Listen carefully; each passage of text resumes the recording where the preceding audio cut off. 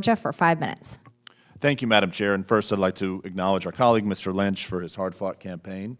And I'd like to, at the same time, spend a little bit of my time today working with Mr. Dickerson and Mr. Burton. First, Mr. Dickerson, I want to congratulate you and EPIC for all that you've accomplished. I worked with both Paul and Zoe at the White House in the President's first term, and commend you all for your work. Mr. Burton, if you could, I was reading through your testimony. I would love for you just to walk this committee through the history of impoundment and rescissions, I should say. It started, as I understand, in Thomas Jefferson's administration. Would love for you to walk us through the history. The earliest impoundment that I know of was by Thomas Jefferson. The Congress appropriated money to build some gunboats. Peace broke out, and he chose not to build the gunboats. So he, in effect, impounded the money and sent it back to Congress. That's been going on for a very long time. In older appropriations bills, particularly in the 19th century, generally read not to exceed X dollars. So presidents often didn't because they didn't think you needed to spend that much money.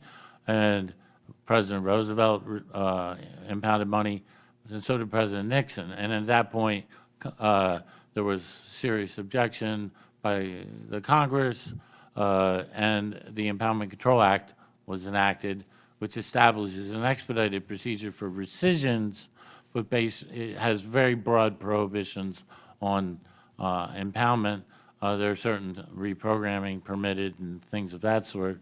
Obviously, if as with improper payments, if you can't spend the money, that's fine. The president should do that.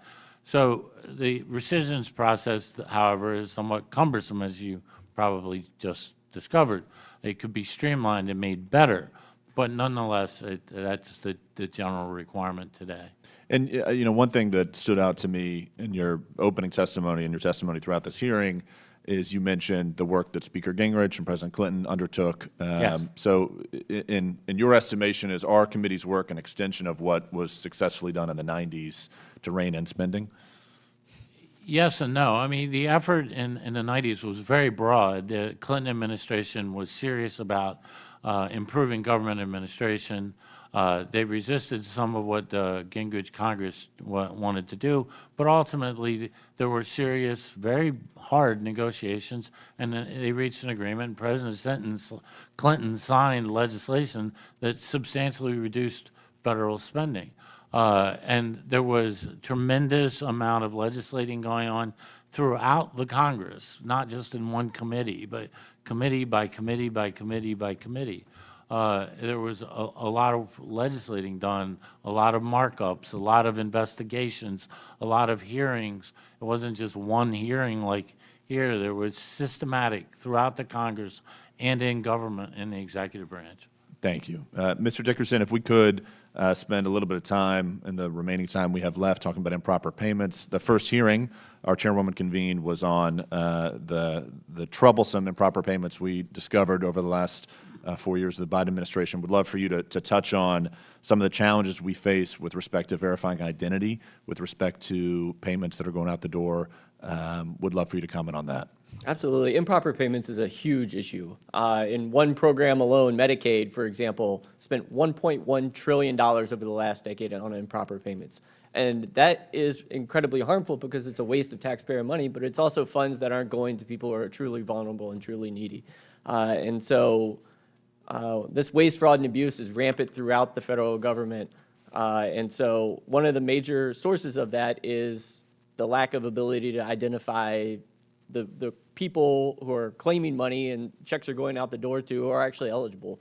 For example, the Do Not Pay registry is supposed to be a database of accounts that the federal government's not supposed to write checks to. But in many cases, those checks go out the door and then they ping the registry. And in many cases, that registry doesn't have access to all the databases that it's supposed to. So it's a huge problem, and you really should be fixing it. And I recall in our first hearing we talked about the amount of payments going out the door that are still done by hand, not by computer or electronically. Is that something you all have uncovered in your work? Yeah, I think it's something that we should be using new technology, using AI to actually look at what we have across the government to ensure that only people who are actually eligible for benefits are receiving it, nobody else.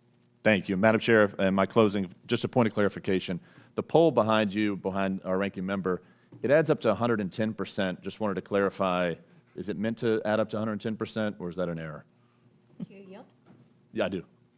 This is from a Quinnipiac poll that was held 2 weeks ago, and this is the data that was provided. There's a wealth of information, including information about Donald Trump's falling poll numbers, so you should take a look.